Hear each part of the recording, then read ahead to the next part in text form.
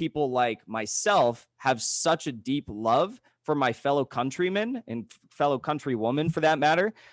Because when I'm out there and when I see people who are suffering, I have no other option but to love them and but to try to help them, even if I disagree politically with them. Like, sure, is the overwhelming majority of this country absolutely filled with like cancerous American exceptionalist ideology? Yes. Do I like that? No. In the same way that I reject the imperialist state that I live within, I reject that shit too. But I can love them for other things, and I can try to help them and try to see that a Marxist vision, a Marxist future in this country is the future that we all need.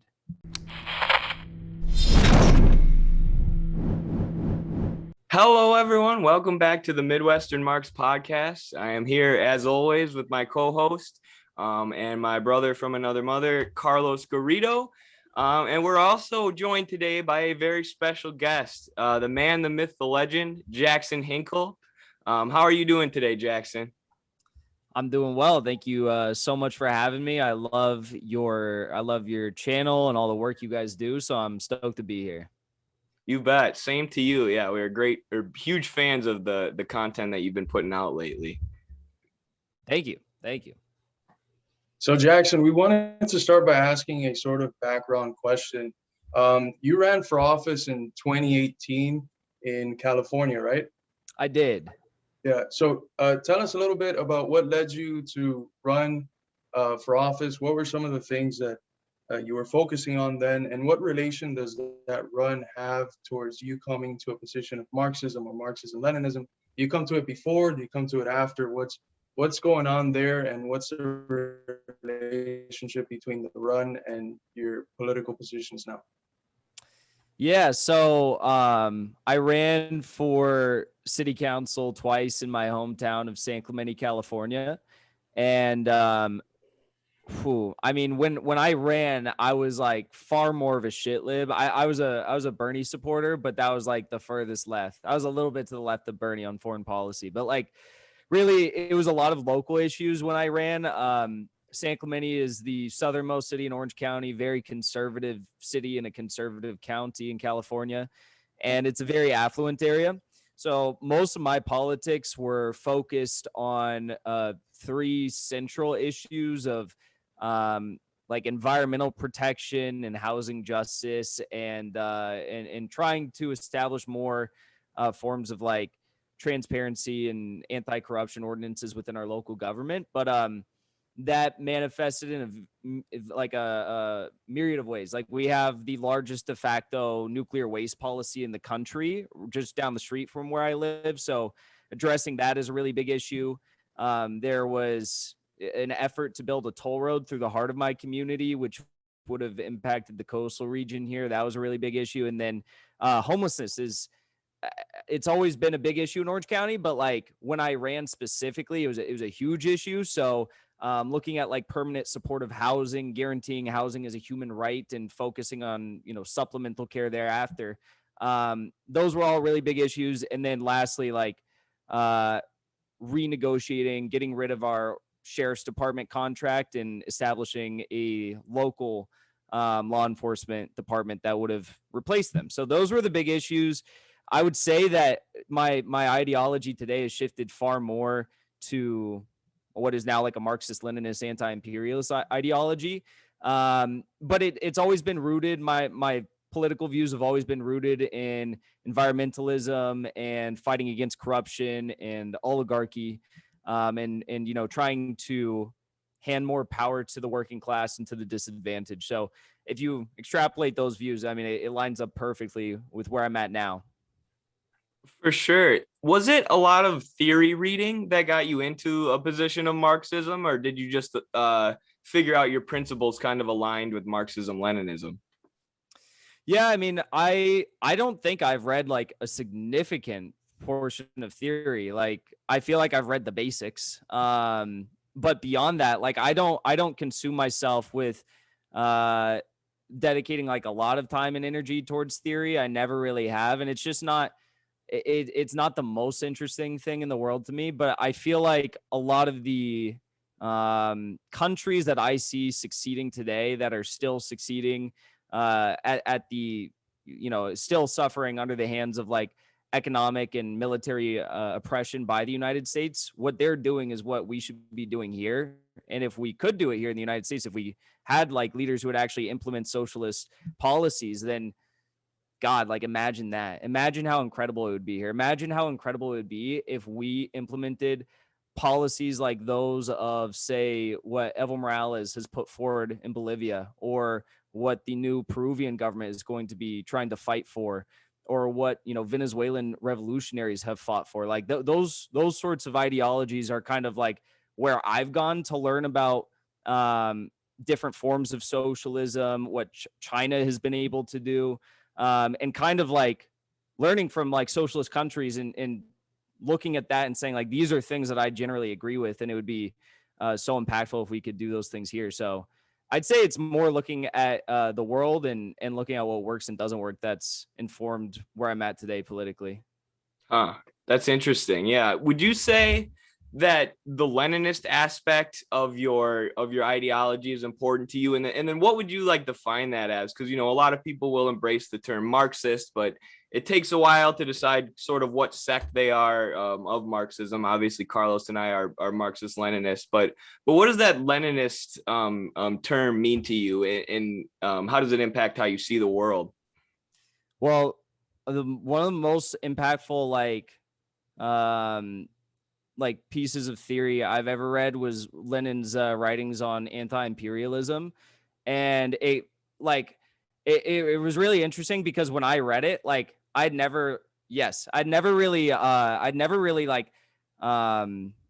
thought of anti-imperialism in a truly like holistic manner, like he breaks down in that book. And I was just thinking of anti-imperialism always as like as a 21st century anti-imperialism. You just think of like, stop the interventionist wars that are trying to exploit other countries for their raw minerals. But the way he breaks it down there definitely contributed to how I see the world today, and like how I really understand U.S. foreign policy and how I think we should be pushing for foreign policy with other nations. So I think like as far as Lenin goes, that was probably the biggest thing for me, because most of my politics and most of the political coverage I do has always been based around foreign policy. So I feel like I could always pick out what's bad and what's not good. But there's never been like anyone who's put it so succinctly as like what just policy for a nation working mutually with other workers around the world could look like. For sure. Yeah. I had a very similar experience majoring in politics in college and learning about, global politics and the interventionism of the US. And then I found this book, and like you said, it put things so succinctly, and it almost made it into like a science, right? Where you can really see the base of what's going on. The way I describe it sometimes is it's like when you study politics, you can see the puppets, you can see the horrible actions of the US government. But then once you study Marx and Lenin, you see the puppet masters. You see that it's the capitalists looking to expand their finance capital overseas, and really broadens your understanding of it, I think. Yeah, for sure. Definitely had like a similar experience myself. Nice. Yeah, so I think that's an important point. It's almost, and we see it with like a lot of well-meaning liberals that are like anti-war, and they'll call things out. But what Lenin allows you to do is sort of tie it into why that extension, that militarism that we see from the US, is a necessary result of just the basic relations that come about with the capitalist mode of life. But to move on a little bit to the reason why you're the man of the week, you made a quite controversial topic, controversial at least for what the modern left in the US is. We don't think it's controversial over here, but you made a tweet on your account that blew up, which says, for those that haven't seen it yet, I am a Marxist Leninist, I'm an anti-imperialist, I'm an American patriot. So since you have now sort of described what you mean by the first couple things, do you want to talk about the third thing? How do you interpret American patriotism, and how do you relate it to the first two things that come about in your tweet? Yeah, no, it's a great question. So I see American patriotism specifically. I think if you're a communist, you have to be a patriot. That's just what I believe. And I think if you're a patriot, you have to be a communist. I don't think you can be a patriot who wants to send more Americans into these endless imperialist wars. I don't think you can be a patriot if you believe in exclusionary politics. I don't think you can be a patriot if you want to exploit the people who are building this country. So yeah, I think those two things go hand in hand. And there is the difference that needs to be made between like super patriotism, as Michael Parenti put it, and patriotism, real patriotism. Sometimes people like to distinguish it as like proletarian patriotism, which I've done in the past, but really it's just patriotism. It's not like you have to clarify, oh, only proletarian. It's like, no, the real patriotism is proletarian patriotism. You don't need to specify. So, yeah, as a patriot, my patriotism, as I discussed, and as I believe all real patriotism to be, is an inclusive patriotism that recognizes and rejects the evil that our country has done. It is a patriotism that uplifts and glorifies the positive working class history, labor history, anti-war history, communist and socialist history in this country, the radical history of this country that is so often trying to be erased by the like mainstream shitlibs and liberal progressives that dominate political scenes and spaces today in the United States. They'll tell you that there is no, U.S. history that's worth fighting for or worth protecting or worth learning about, in the sense that you learn about it and you promote it again and you try to relive that and build upon it. And yeah, so I didn't really think it was going to be a controversial thing to say. Like, I've sent out tweets that I know are going to be controversial in the past, and you just do it. But with this one, I thought people would either just kind of like it or just kind of move on, and it wouldn't be that big of a deal if they didn't like it. I was very surprised when it sparked that controversy. I still don't really understand why it sparked so much controversy. I mean, I understand that like people say, oh, the United States is a settler colonial state, but okay, what do you think about patriots in Peru? What do you think about patriots in Bolivia? What do you think about patriots in Cuba? What do you think about patriots in Venezuela? Because all of the patriots there are the true socialists who are taking over the country and building working class solidarity. And those are the real patriots. And Fidel Castro encouraged Americans to be patriots. Mao Zedong encouraged Americans to be patriots, and Japanese people to be patriots. Lenin himself would talk about the American working class and their achievements, and the revolutionaries and the radicals who were fighting for equity in the Civil War, and why they need to be proud of their history for things like that and people like that. So, look, I didn't think it was going to be controversial. It was, but I think it sparked a really good debate, and it brought up a discussion that I don't think has been had at least as in depth as we saw it this week, which was pretty cool.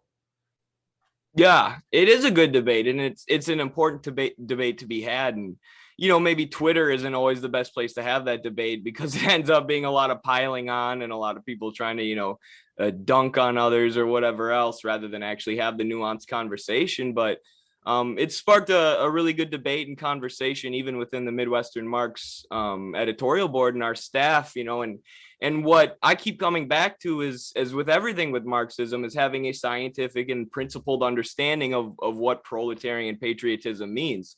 So what we want to avoid is the bourgeois conception, the bourgeois distortion of patriotism, which is a natural feeling of identity and community that all working classes tend to feel towards their countries. And the distortion of this, the bourgeois capitalist distortion, has been national chauvinism. The idea that we need to fight this war on terror, and you need to pay all your tax dollars and send your kids to fight and die in these wars in Iraq because you love your country. That's what loving your country means. And this is the distortion of patriotism. This is the bourgeois preying on the natural feelings that working class people have, the feelings of community and identity. And that's what we want to avoid. But then we also want to avoid on the other side is the left pessimism. We might as well just wait for countries in the third world to rise up and eventually America will collapse. The idea that the working class in the US can't do anything, that we can't seize the imperialist state apparatus and turn it into a worker state that focuses on construction and on a foreign policy of mutual development. So for you, what is the key of finding, as our buddy Haas from Infrared calls it, the iron path, the path of not straying into pessimism, but also not allowing the bourgeois to push this idea of national chauvinism that they've used to promote imperialism for so many years? Yeah, that's a good question. I think it's about you really have to learn your history. For me, it's about learning our history. It's about learning about electoral politics in the United States. And more importantly, with regard to electoral politics in the United States, it's about learning about the mechanisms of power that we as true revolutionaries and true Marxists can leverage and can utilize to fight for the things that we care about. Because if you're not aware of how we can actually achieve success, if you're not aware of how we can actually create an abundance of wealth for all in this country, then of course you're going to be pessimistic. But a true revolutionary, true socialist learns their history, because pessimism is the antithesis of socialism. Socialism is about progress. It's about progress for working class people. It's about progress for all people in the country. It's about, progress for our infrastructure, for our climate, for the environment, for, it's about progress for everything. So if you are pessimistic, how can you call yourself a socialist? How can you be calling yourself a socialist? You can't. What you can do is engage in reasonable criticism. You can be real about the situation, but if you're going to be real about the situation, you would recognize that there are many ways in which we can actually achieve meaningful socialist goals through the mechanisms and power that currently exist. So that's how I see it. That's how I see it. Because when I look at the American political climate today, I'm not pessimistic. I believe honestly that we could make this happen. Mainstream culture, and specifically political culture, is dominated so much by a nominally liberal, suburban, I wouldn't say maybe middle class. And I think if you were to go around to the vast majority of counties in this country, you would recognize that there is worker solidarity. There is, proletariat solidarity, and working class people do share a common ideology that is of which to improve this country for their fellow American. And that, again, is the most patriotic point of view you could have. Yes, absolutely. I wanted to ask you a question, which sort of dives deeper into maybe the psychology of the sort of people that were responding to your tweet and the sort of people that were then responding to our retweet of your tweet. So in the McCarthyite era and in the decades that followed, communists struggled a lot to make sure that the working class and the American public understood that communism is not anti-American, that this BS proposed by McCarthyism is not true. And they fought hard to develop to fight against this conception of communism as anti-American. We have with Earl Browder in the Communist Party, the notion that communism is 20th century Americanism, right? So where do you think that turn happens, where the hegemonized left sort of internalizes this McCarthyite smear, really, of what communism is, and ends up accepting socialism in the US as this anti-American thing, right? So we've traditionally fought against that notion, and now the hegemonized left completely accepts it. So where do you think that shift happens? Why do you think it happens? And why is it so successful in being accepted by all of these younger folks on Twitter specifically? I think it really started in the late, I think it started in probably very late 60s, 70s with the the hippie movement, and like the rejection of the hippie movement, of like anything that was considered like mainstream, or anything that was considered like the normal political discourse, or the normal way of American life. And that sort of like ideology has infected the minds of so many people ever since then, and it's been celebrated as some sort of like a left-wing like fantasy, like, oh, the hippie era, like that's when everything was cool, it was peace and drugs, it was good music. You know, and it's just like that's not Marxism. That if you have that ideology, if that's how you think, you can have that, but like that's not Marxism, that's not socialism, and that's not patriotism.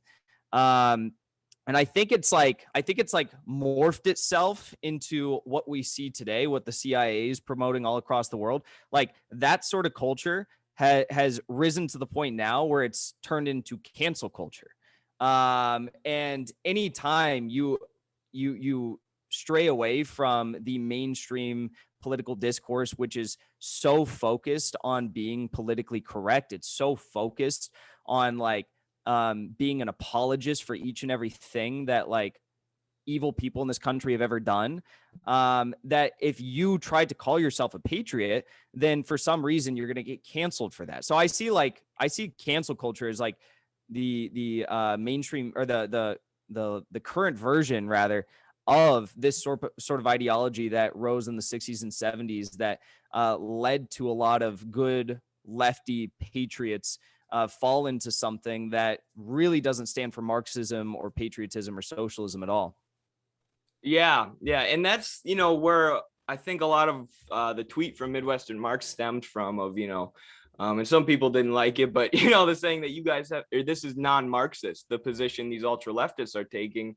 And what I've seen, and, you know, I'm on TikTok a lot, so I interact with young people quite a bit, but it's people think that moving from being a liberal, or moving from being a Bernie Sanders social democratic leftist to being a Marxist just means moving further left on everything. So the right takes this position that we're patriotic, you know, and that means we should do the war on terror and blah, blah, blah, all these horrible things. So that therefore the left should say, no, we need to destroy America. But this is non-Marxist, right? As I said before, Marxism is the path of steel. Marxism is the path of construction, and is the path of class struggle. So just because the right is saying patriotism means we need to invade Iraq, doesn't mean we say no, patriotism needs to be thrown out the window, and we need to destroy America. But no, what patriotism really is this feeling of identity and community that exists among the working class that's stolen from them from the bourgeoisie. But we need to promote this, and not only that, but change its form. So part of Marxism is that, you know, what is true now wasn't necessarily true 20 years ago. You know, we live in a constantly evolving, constantly changing world. So these ideas like patriotism have been used by our bourgeois imperialist country for years to promote bad things. But what more of a change in form could there be than a Marxist-Leninist like you saying, I am a Marxist-Leninist, I am an anti-imperialist, I am a patriot.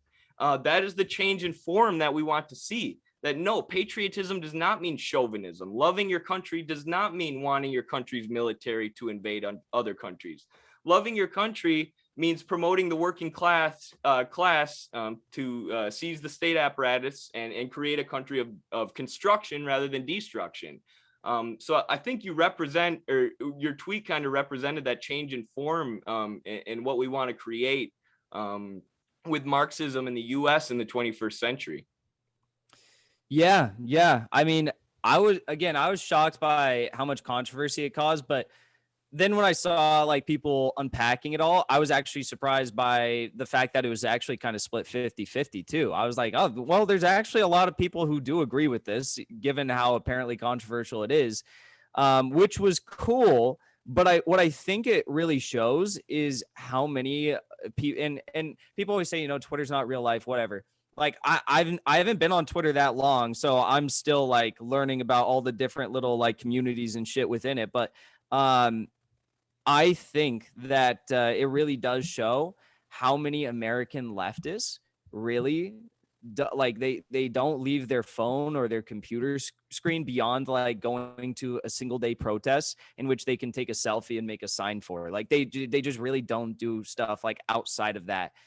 Maybe they'll go shop at like Whole Foods. Maybe they'll go to like Nectar and get some like clean juice or some shit, but like they're not actually going to be engaging in anything that's building working class solidarity. Now, when I ran for city council the second time, I changed my entire campaign strategy. And like, it was really interesting because like my campaign strategy changed in the sense that I wanted to get union support for my campaign.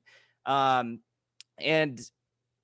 it's a sensitive issue to be supported by unions here, because what do unions want to do? That like construction unions, they want to build. And when you have a city, like a city I live in, which is very environmentally sensitive, lots of historic homes, lots of like low architecture, like single story units, 2-story units, it's kind of hard to work with unions, the people who want to build more. But in trying to learn from them and hear from the workers throughout this county who are just trying to make a living, I saw how important it was firsthand to engage with workers, to engage with unions, to learn about how we can actually unite with the people who think that, say, building more fracking wells and more fracking pipelines is the answer. That like, no. We can actually build a future for this country and give you all good paying jobs by implementing solar panels on the 8 high schools in South Orange County, which is what we did. So like, there's something to be said about actually talking with workers, meeting with unions, supporting them if you can. I was on strike with our, it was a lead up to a strike for the grocery store workers here, and I got to spend days with them out essentially on a picket line. And I think so many American leftists just really don't understand why people like myself have such a deep love for my fellow countrymen and fellow countrywomen for that matter. Because when I'm out there and when I see people who are suffering, I have no other option but to love them and but to try to help them, even if I disagree politically with them. Like sure, is the overwhelming majority of this country absolutely filled with like cancerous American exceptionalist ideology? Yes. Do I like that? No. In the same way that I reject the imperialist state that I live within, I reject that shit too. But I can love them for other things, and I can try to help them and try to see that a Marxist vision, a Marxist future in this country is the future that we all need. That's excellently said. That's why part of when we saw the reaction to your tweet, what came to mind was 2 things. Well, none of these people have engaged with any of the Marxist classics.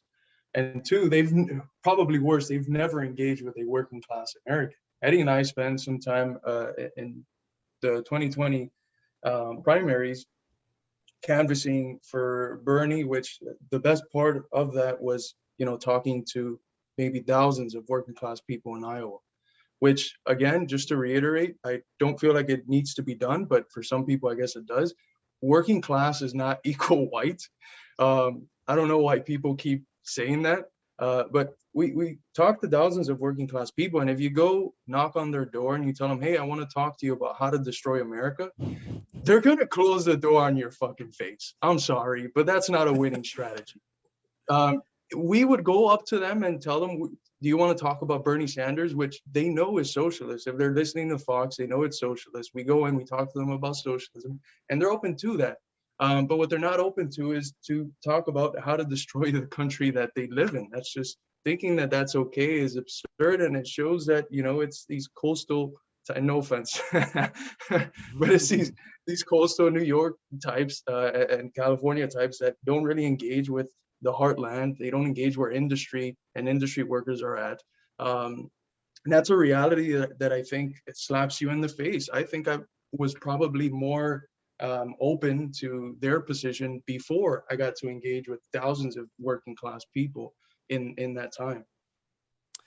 Yeah, that's a really good point. And it does really make a difference when you go out and talk to people outside of like a Twitter bubble, which it is usually most of the time it's dominated by people like myself who maybe have worked some working class jobs in the past, maybe if we're lucky, but like are currently like prominent lefty like podcasters or journalists or political commentators.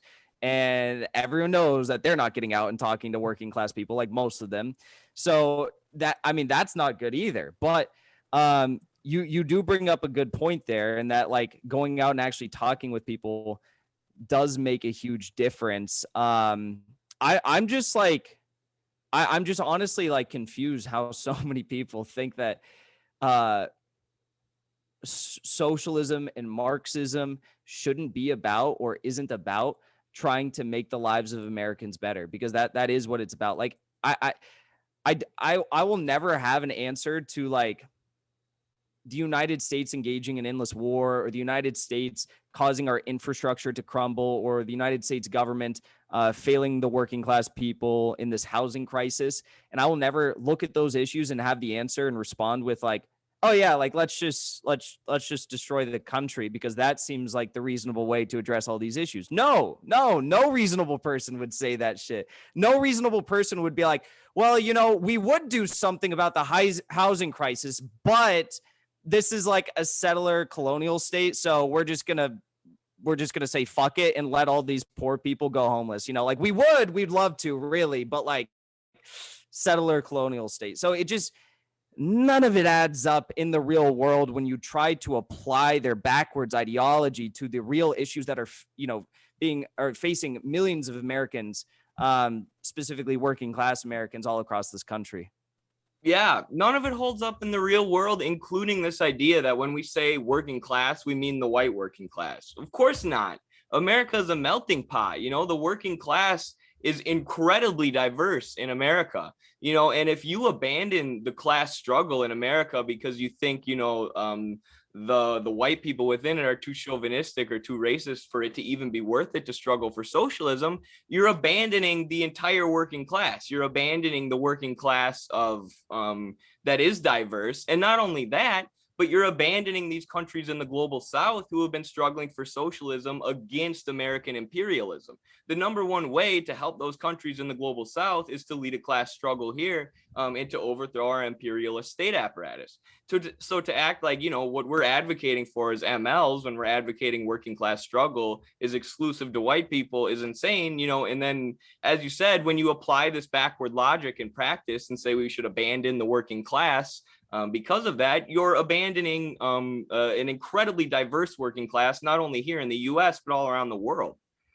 Yeah, I would be surprised if like the vast majority, if not like then the plurality of the working class in this country is nominally just black and brown people alone. Like I would be, I don't know the stats, but like I would be surprised if it wasn't that.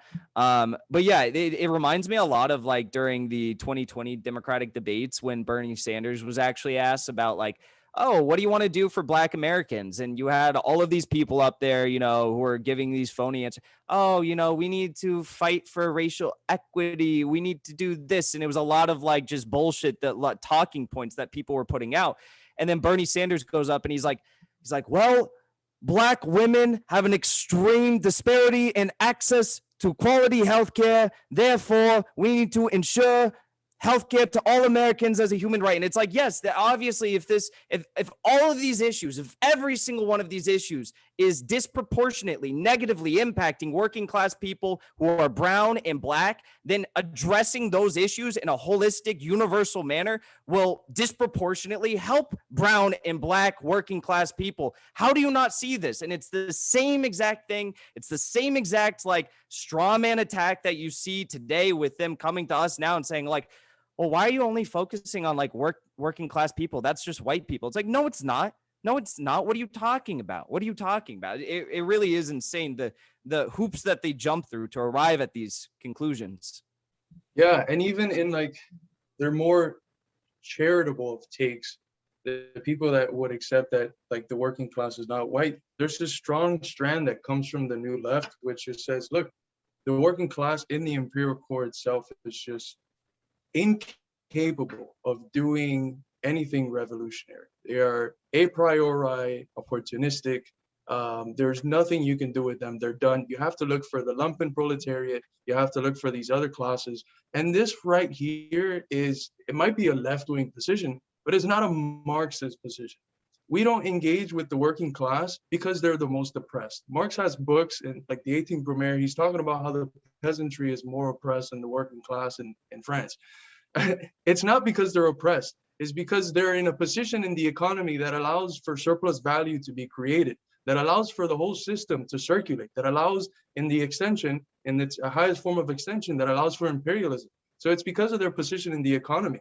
And we cannot just get another working class. We cannot just pull one out of the void. There was this instance in Germany where the Communist Party of the Democratic People's Republic, is it no, the DDR, the Eastern Germany, they had this issue where like the working class voted against one of the positions that the party took, and then they did like this piece that was against what the working class had voted, like, oh, how sort of this condescending piece. And Bertolt Brecht was like, why don't you just find the new working class?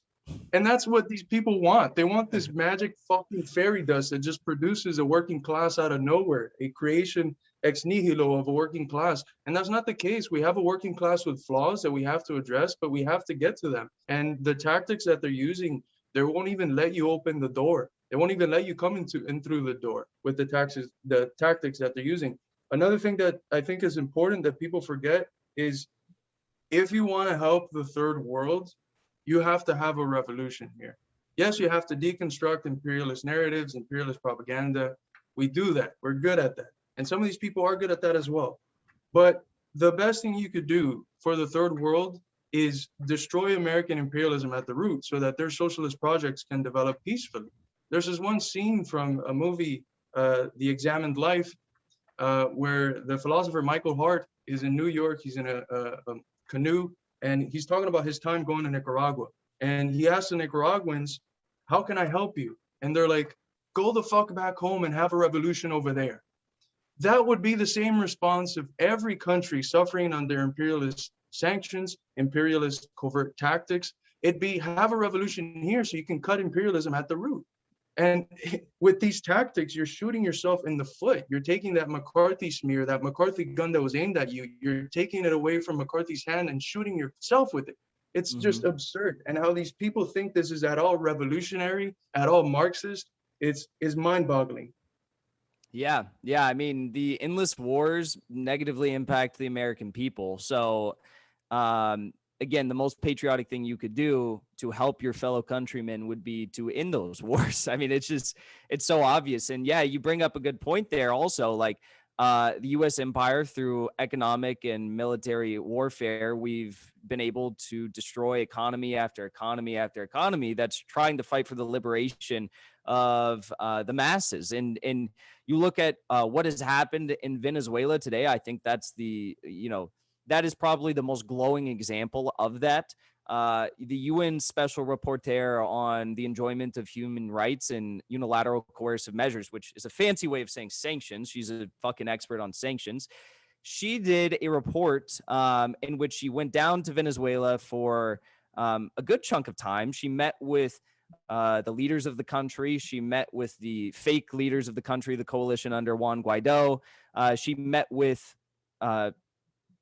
military members, business leaders, nonprofit entities, international organizations working in the country, working class people, everyone you could imagine in the country she met with. And her report for the UN came back with the findings that U.S. sanctions on the country caused, and I shit you not, this is what her report says, a 99% decline in the Venezuelan economy via the U.S. and Western allied sanctions. So literally everything that you hear Fox News talk about, everything you hear CNN talk about, everything you hear the shit lib on Twitter talk about Venezuela. Oh, you just want America to be like Venezuela. Yeah, I would love it if Venezuela could or if America could have the same policies that the Venezuelan government is fighting for. They're giving out free food to their people, but everything that they're doing, be it the food, be it what they've tried to do with their oil industry, has been it's been crushed by the hands of the American empire. And if we can stop that, if we can fight within our own country to improve the lives of Americans and improve the lives of other people by stopping the U.S. empire, this whole world is going to look a whole lot better in a very short period of time. Absolutely. And I mean, to go to into some more detail, all that money from the Venezuelan government, that money taught people how to read. It advanced literacy rates. It massively decreased poverty. It massively decreased illiteracy. It built thousands of homes for people. It set up tuition-free universities, and it provided food to these thousands of communes that are set up in Venezuela to build socialist consciousness. And when Iran tried to send Venezuela 4 tankers of oil through the blockade, try to circumnavigate the blockade, the U.S., because they have so much military and so much, or the Navy is hanging out in the Caribbean as well as Colombia, they intercepted those oil tankers, brought them to Houston, Texas, and gave the oil to a U.S. oil company. So, when people say like, oh, it's just sanctions, sanctions don't mean that much. It's literally the U.S. surrounding Venezuela with troops, and anytime somebody tries to ship something in there, they steal it. And that's for trying to teach their people to read. That's for trying to feed their people.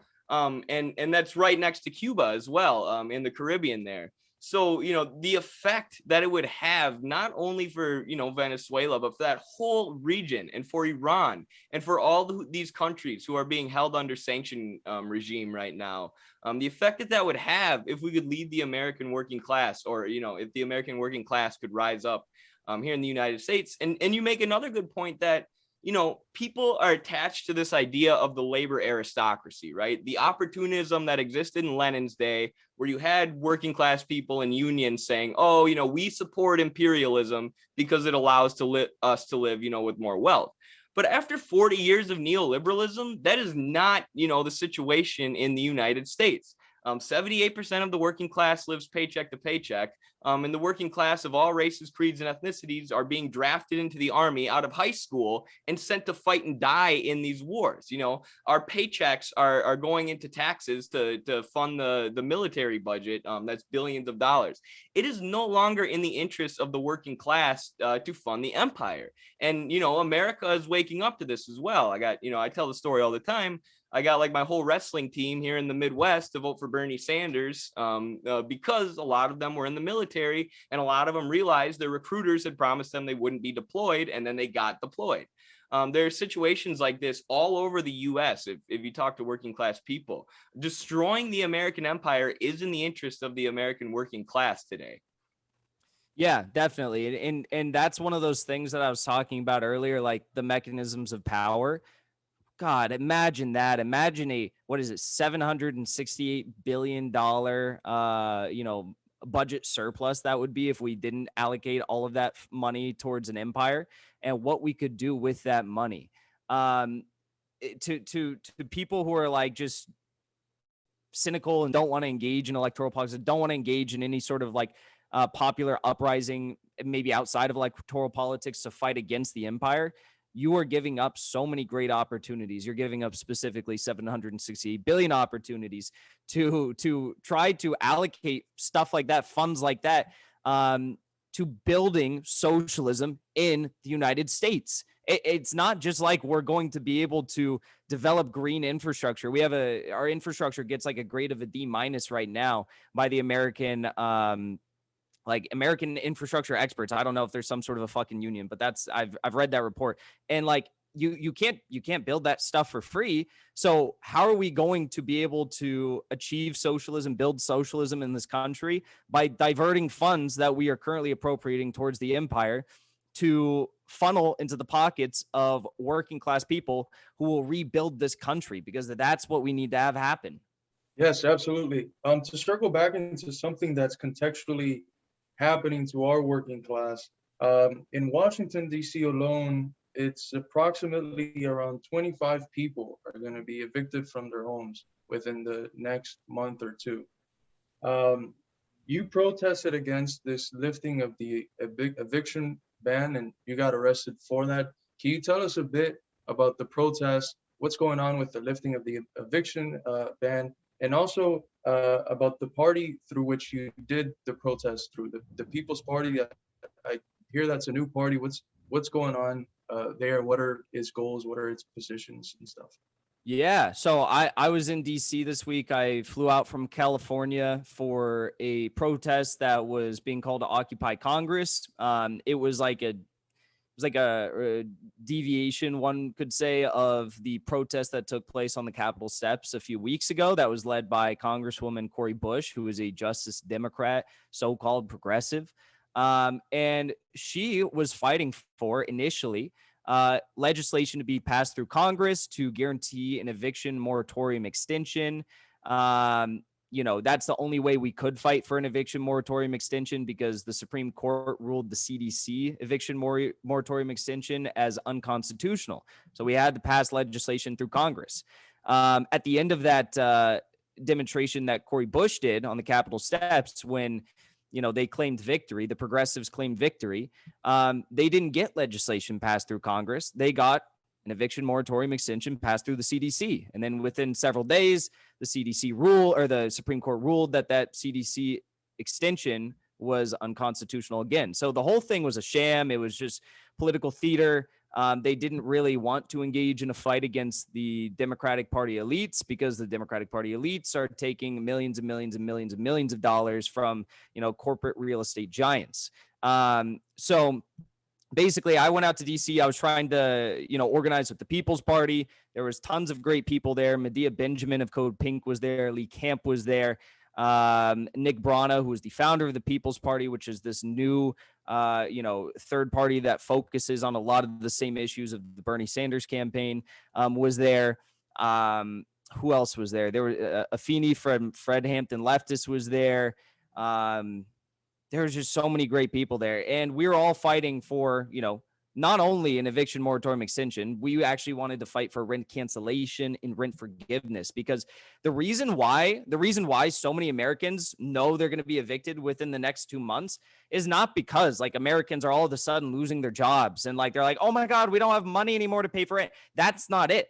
The reason why so many Americans, I think it's 11.1 or 3 million Americans are facing eviction right now, and that number is probably going to continue to shoot up, is because so many of these Americans are actually behind 2 months, 3 months, 4 months. I know some people that are behind 10 months on their rent because they lost their jobs during COVID and they haven't been able to make it up. How could you make it up if you work for a minimum wage job? And in the United States, there's not a single state where if you work full time as a minimum wage worker, you can even afford to pay for a single bedroom dwelling for minimum wage work at, full hours in the work week. So I saw a stat yesterday. One in four, 25% of all renters in Washington state think they're going to be evicted within the next 2 months. I don't think anyone understands what that is going to do for the housing market, for the economy. We only have 600,000 homeless people in the United States right now, which is still wildly disproportionate to what we see in other Western nations. Imagine if we doubled that just with 600,000 more people, or 12 million or 1.2 million people. But no, that's not what we're looking at. We're looking at maybe 11 million people. What is that going to do? That's going to shatter everything. This might be one of those moments that causes a mass uprising. Who knows? This country is so they think our leaders are so benign and actually working for them. I don't know if it'll happen, but it could be one of those moments. We'll just have to wait and see. All I know is that no one in Congress is going to fight to stop this from happening. We are the only ones there fighting to stop this from happening. And I got arrested with Paula Jean Swearingen, Nick Brana, and Martin Gugino, who was the protester at Buffalo, New York during the Black Lives Matter protest, who was shoved down by the cops and his head broke open and started bleeding. We got arrested for using a bullhorn on the Capitol steps. So I don't think there's anyone in Congress who's gonna actually stand up and fight. If they won't even come out and stand out with us on the Capitol steps again, when millions of people are facing, homelessness, and real protesters, real activists are getting arrested for just using a bullhorn. I mean, it's ridiculous. It is ridiculous, and it shows the failure of the squad and of Justice Democrats. And that's when I got into.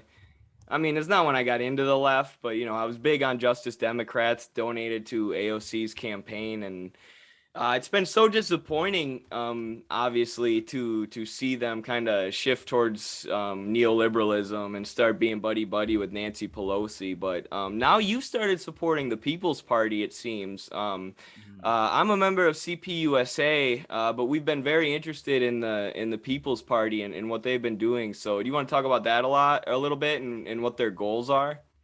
Yeah. So, I mean, I'm a member of the People's Party. I'm not like a rep or anything, but they have like they have a national like council of people that basically are like public endorsements of the People's Party that I align with politically. Really great group of people.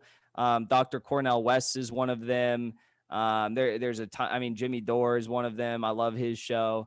And they fight for issues I care about. They're to the left of, I said they're kind of like an extension almost of the Bernie campaign because they tried to draft Bernie Sanders to run initially under a third party, which would have been this party had it been formed in 2016 when they're trying to get Bernie to run. But they're to the left of Bernie, definitely on a number of issues. I mean, Medea Benjamin again of Code Pink. Not saying Code Pink is like the end all be all to anti-imperialist foreign policy, opinions and views. I'm not saying that, but she's also one of those public endorsers of this party and has guided a lot of their foreign policy takes that I've found to be much more interesting than those of the Bernie campaign when it comes to like Palestine, when it comes to Syria, when it comes to Yemen.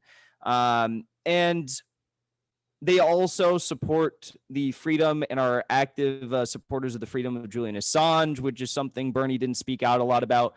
They're not explicitly like socialist or Marxist or anything like that. But as you can imagine, they share a lot of the same goals that like a Marxist would have.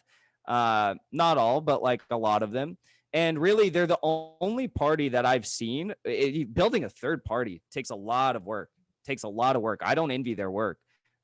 Most of them are working for like no money.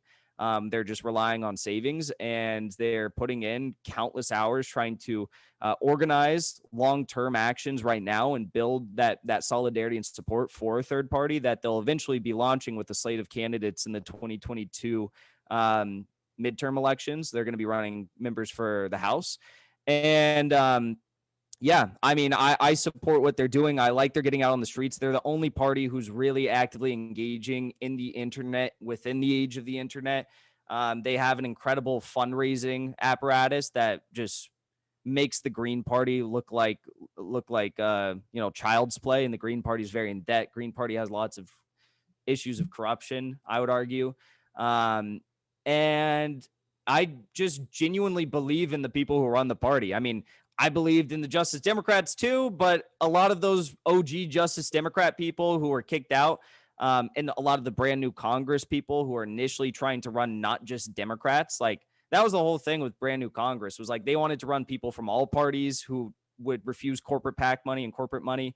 And then some people within brand new Congress separated, created the Justice Democrats, and took the approach of like reforming the Democratic Party. So, I mean, I don't agree with that sort of ideology, but like I did agree with a lot of the people who were initially in those groups, and they've pretty much all since been forced out of those groups and been replaced with shit libs and actual like imperialist people who are profiting from the military industrial complex.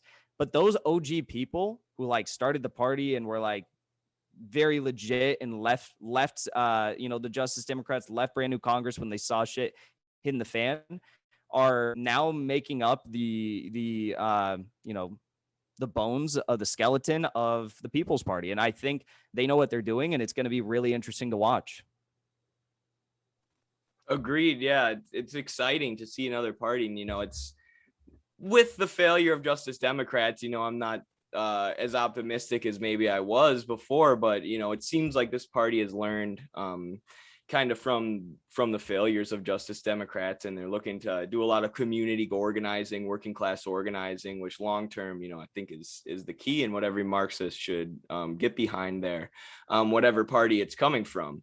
I had one question. We like to say Vaush's name different every time we talk about him. So And recently I did a breakdown of your debate with old Voosh. So if you want to talk about that debate, and you don't have to get totally into the OPCW cover up, but I do want to hear, looking back on that debate and reflecting on it. Did you take anything away from that? Were you just pumped that you owned such a shit lib like Vosh? Yeah, I mean, it was my first like real debate ever, and I had a really good time during it. And I enjoyed seeing him break down in real time. And ever since, I've enjoyed him, just like breaking down and like withering away as the days have gone on. I mean, I talk a lot about on my channel how like I want there to be like, okay, like channels like ours, channel like Infrared, Haas at Infrared, channels like Caleb Maupin. I think he does really great work. Like we are gonna, eventually replace the bread tube scene. Like it's inevitable. It's just a question of how quickly it happens. I think it's already happening pretty quickly. Like all our channels are new and they're growing very fast because we're doing good work. And it's been cool to see that. It's been cool to see people from his audience who've like come over to my channel and my community and like now see that he's a liar. And gee, I mean, I hope I get to do more debates with him in the future. I don't think he'll want to because again, it was my first debate. I don't really do a lot of debates anyways. Like I don't know if I'll ever do a whole lot more of debates. I'm going to do a few, but not a lot. And I destroyed him so much in that single debate. It went trending number 15 nationwide on Twitter. Like not just in politics, but like for everything. So I think he was like very flustered by that. But I would love to debate him again. Obviously, that was a very niche issue. So I feel like it was hard for people to like maybe follow it or draw political lines. And maybe that was a good thing in some regards. But like, I would like to debate him on electoral politics because I think that's how we're actually going to be able to like win people over on the left. I don't think a OPCW cover-up scandal debate is necessarily going to like win people over to one side or another. I think it contributed, but I think an electoral debate might be far more fruitful and like succeeding in the aims that we have. Yeah, you might be right, but at the same time, like, Vush always tries to make these abstract narratives, right? And he always tries to point to like, oh, when I'm assuming he had looked into the issue before y'all debated, and he was like, oh, I'm wrong, so I have to smear him as an Assad defender. If I can get my audience to just think of this guy as a crazy tanky, then I don't actually have to engage on the evidence. But like, the more specific the argument got and the more you were actually talking about real evidence and the issue at hand, the more silly he looked and the more obvious it became that he didn't know what he was talking about with that issue. So I agree that, a more broad debate might be good, but also, that's kind of the trick that he plays is, I'm the rational one. I'm the, centrist shit lib, and all these other people, all these anti-imperialists are just crazy tankies. But you did an amazing job of bringing it back to that issue and just hammering the OPCW cover-ups and sticking to the reports from Ian Henderson. So yeah, I just wanted to commend you on that. That was an awesome job. Thank you. Yeah, I mean, it was a lot of fun, and I think there are fact-based conversations that could be had specifically surrounding like the failures of the squad, because I'd imagine most of his audience supports them and the Justice Democrats, and I want to wake them up. I think that would be a really fruitful debate, like the failures of the squad. Absolutely. Well, Jackson, brother, thank you so much for coming on. It's been fantastic. We're living in scary but great fucking times. It's the time of monsters. Gramsci had a phrase. He said, the old world is dying, the new one has yet to be born. It's the time of monsters. And if there has been an objectively revolutionary condition in the US over the last 100 years, it is right now. We have 11 million people possibly getting evicted. We have the situation with COVID and the natural general contradictions of the relations and the mode of production and capital. We have the decline of American hegemony globally. So whoever is able to, in the US, get to the masses and do what they have to do to build this historical class consciousness that is necessary to move us towards socialism is going to win. Now is the time to act. Now is the time to think. and now is the time to do what we have to do to move our country towards socialism and our working class towards its glorious historical victory. So any strands that prevent us from doing that, I think, are worth fighting against, whether it's breadtube, whether it's these other ultra tendencies that intend to bring in tactics that are death to America like. So thank you very much for the work that you're doing and for coming on. Hey, thank you so much. And that was very well said. I say clip that and post that shit on his own, because that you're spitting facts right there. So thank you so much for having me on. And yeah, keep up the great work. I love your show. And yeah, appreciate it. Have a good one. For sure. Thank you, Jackson.